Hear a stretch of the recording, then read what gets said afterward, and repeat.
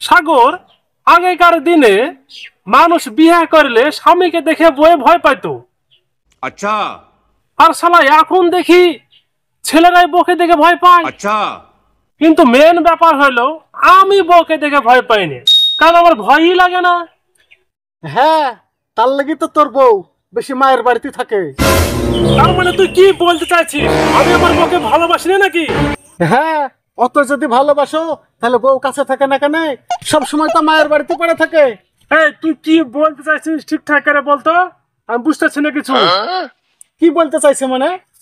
শুন, বউকে যত ভয় পাবি তত তোর বউ পাশে থাকবে।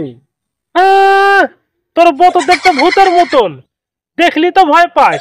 তাই বলি যে আমার বউ তোর বউর মতন নাকি রে? আমার বউর মুখটা কিরকম মায়া মায়া লাগে, দেখলি কিরকম মায়া বসে যায়, তো ভয় লাগে না? তো আমি কি করবো বল?